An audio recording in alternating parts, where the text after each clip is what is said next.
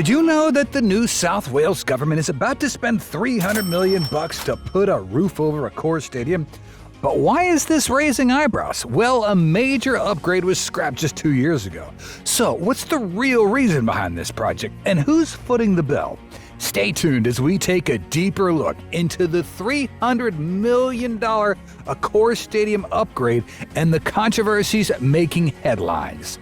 The backstory of the $300 million upgrade. So let's rewind a little bit and talk about this stadium that's become the center of a $300 million argument. Accor Stadium, which you might know as Stadium Australia, wasn't just tossed up overnight. It was the crown jewel of the Sydney 2000 Olympics.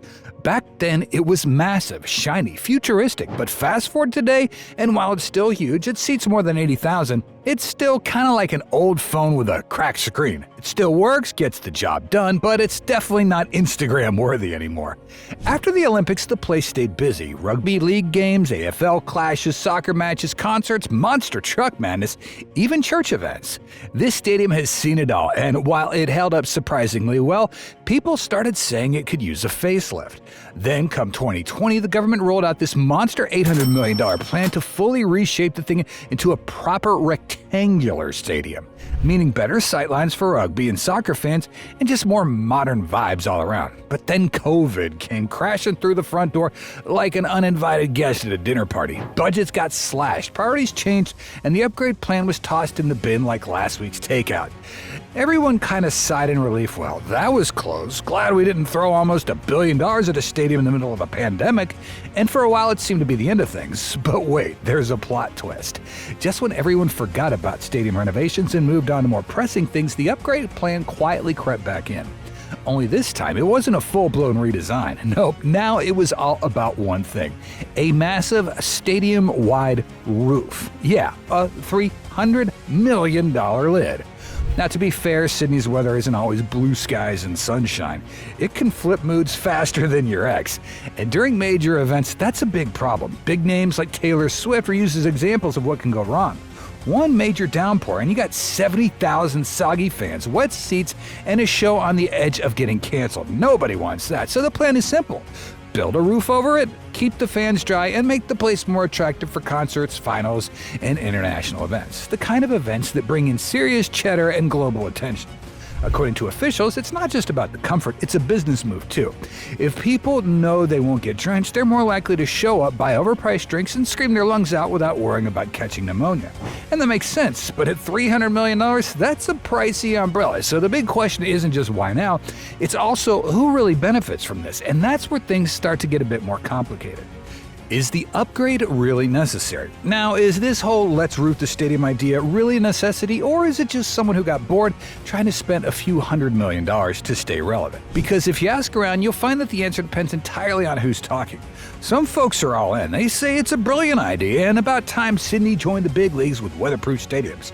They point at Melbourne's Marvel Stadium and Brisbane's Suncorp Stadium and go, see, they got roofs, why don't we? According to this group, Sydney's falling behind, and without the upgrades, they're going to keep losing out on the biggest gigs and finals. But on the other side, oh man, the eye rolls are real. Critics aren't buying the whole weatherproof Wonderland pitch. They say Sydney doesn't need to copy Melbourne or Brisbane just to feel cool. And let's be real, how many days a year does it actually rain so hard that a concert or match can't go on? Is it really that bad, or are we just trying to create a problem we can throw money at? Then there's the Rugby World Cup angle. Supposedly, one of the main reasons behind the roof is to boost Sydney's chance of hosting the 2027 Rugby World Cup final. That sounds pretty fancy, right? But here's the thing. Accor Stadium already seats over 80,000. That's bigger than most stadiums in the country. It's already world-class. So what exactly are they trying to fix here? Some say it's about appearances, others whisper it's not about sports at all, it's politics, plain and simple. You got an election coming up, and what better way to win the hearts and minds by promising shiny new upgrades to a major landmark? Throw in some celeb endorsements, flashy artist renders, and boom, instant public attention. And let's not forget the timing. Right when people are worrying about the cost of living, housing, public transport, along comes this giant budget for a stadium roof. That's a bit of a hard sell. People are thinking, hey, couldn't we use that money for like hospitals, schools, or literally anything else? But here's the wild part. No matter how split the opinions are, it seems like the project is moving forward anyway. Whether the people want it or not, that roof may soon become a part of the Sydney skyline. So buckle up, because whether it's a political stunt, a strategic business move, or just an expensive way to stay dry, this upgrade is happening, and the debate, it's only getting started. Who's financing it, and how will the money be raised? Now, let's talk about cash, because 300 mil does not just grow on trees. Someone is footing that bill. Well, the official story is that the New South Wales government's going to pay for it, which sounds simple, right? Except it's not. Here's the thing, there's no actual money sitting in a stadium fund waiting to be spent. No, they haven't even locked in a budget yet. What they've done is called a feasibility study, which is basically code we're thinking about it but haven't done anything yet. Kind of like staring at a gym membership without actually going into the gym. So when they decide to go ahead with it, the money will most likely come from the state budget, and that means taxpayer dollars. And if they can't squeeze it out of the current budget, guess what happens next? They borrow it. And that means more debt for New South Wales, and more numbers get added to the big scary total no one wants to talk about until election season. And here's where things get even more interesting. The stadium is sitting in Sydney Olympic Park, which is technically owned by the government. But wait, it's managed by a private operator. So public money goes in to make it all shiny and new, but the profits? Oh, those sweet profits from sold-out concerts, food stalls, international sports games, and whatever else they can cram into it, they could go straight into the hands of a private company. Yep, the taxpayers cover the renovation, but someone else collects the rent. It's like paying to remodel your neighbor's kitchen and then watching them throw a party in it without inviting you. Naturally, a few eyebrows have been raised. Some people are asking whether this is just another case of big business getting cozy with public funds, and others wonder if it's just going to turn into one of those ginormous government projects where the cost just keeps ballooning until we forget how it all started. You know, like that one friend who just needs $50 and then ends up owing half your rent. So in short, the financing plan looks like this. Public pays, private profits, and nobody really knows what the final bill is going to be until the check's already in the mail. If that sounds sketchy to you, welcome to the club. So, is New South Wales on board with all this? Knowing what we know, are the people of NSW cool with all that? Short answer, not really. Long answer, depends if you're talking to someone in Sydney or someone living 3 hours west with a broken water tank and no signal. You'd think everyone would be hyped, right? You got big concerts, better seats, no more sunburn and afternoon kickoffs. But nah, there's actually a solid chunk of people who are pretty ticked off. A lot of folks are asking the same question. Why are we spending $300 million on a stadium when the hospitals are slammed, schools are crying out for help, and the housing market is basically a joke? Then there's the rural crowd. They're watching Sydney get another shiny upgrade while they're still patching up roads with bubblegum and duct tape. It's like giving the city kid a new bike while the country kid has to walk 10 miles in the rain. Understandably, they're not exactly thrilled. Teachers, nurses, everyday workers are all starting to speak out. Some are saying the money should go toward fixing real problems, not boosting Sydney's entertainment clout. You'll see comments like, how about fixing the ER wait times before we fix the stadium roof? And honestly, that's a pretty fair point. Not everyone's against it either, though. Some sport fans are living for this, saying it's long overdue, that Sydney Stadium has been lagging behind Melbourne for way too long. One fan even said the current stadium looks like a giant metal basket dropped out of outer space. Ouch. Apparently to some, it's not iconic, it's just outdated. Music lovers are also on board. More covered seats means more concerts, rain or shine, and who doesn't want to belt out power ballads without getting drenched? So the vibe's a bit messy. You got one side saying, why now? And the other one saying, why not? And in between, you got politicians trying to spin it as a smart investment for future generations, which is basically political speak for you might hate it now, but maybe your grandkids will thank us. Bottom line, New South Wales is split. There's excitement, and then there's resentment, and there's a whole lot of this better be worth it. If the project does go ahead, you can bet people are going to be watching closely, because once public money gets involved, opinions start getting really loud. What will be included in the upgrade? Alright, let's break down what this $300 million mega upgrade is actually buying. Because let's be real, when governments throw around numbers like that, it can mean anything from actual improvements to someone buying a gold-plated stapler. As mentioned before, the biggest and boldest part of the plan is the roof. Yes, a massive high-tech roof that'll finally stop Sydney sports fans from getting roasted alive in the summer or drowned in the winter. And this isn't your average canvas flap like at the dodgy music festivals. We're talking a full stadium-wide lid, sleek and shiny, stretching over every seat in the house. Think Marvel Stadium's retractable setup, but with that special Sydney touch. But this roof isn't just about keeping people dry. Oh no, it's an entertainment beast. They plan to load it with acoustic panels to make concerts sound like you're actually inside a recording studio, even if you're sitting in the nosebleeds. Add in some LED, and that could make the whole place look like a spaceship ready to take off. And you got yourself a multi-million-dollar sci-fi movie that just happens to host rugby matches. Of course, you need sound, and lots of it. Rumors say there are going to be speakers all over the place, in the roof, around the edges, maybe even in the toilets if we're feeling really creative. So whether you're cheering for a goal or running for snacks, you're never going to miss the bass drop. Now, let's talk about seats. They're getting upgrades too. Translation, the same cramped legroom, just with fancier cup holders and maybe less gum stuck underneath.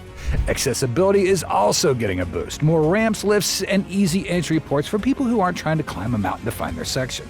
But wait, there's more, as the food department's getting a boost too.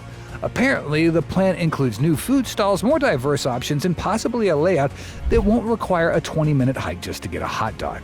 Will we finally get decent chips that aren't soggy? Maybe. Will it cost less than $20 for a burger? Probably not.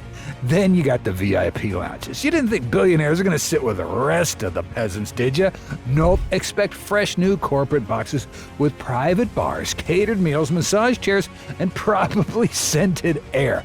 Because the 1%ers definitely need to feel the luxury while the rest of us buy overpriced popcorn and have to share binoculars.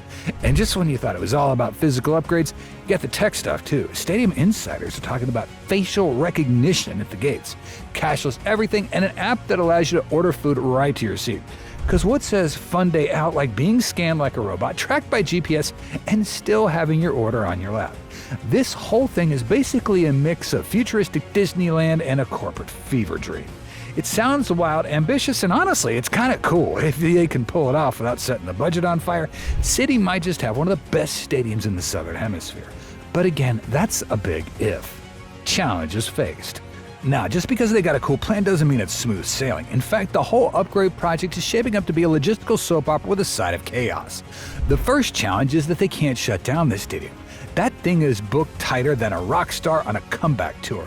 Between NRL games, A-League matches, concerts, and whatever else they can squeeze in, the calendar is jam-packed, so construction has to happen in stages. Translation, builders will be hammering away while players try to focus and fans walk around scaffolding. Sounds pretty relaxing, right?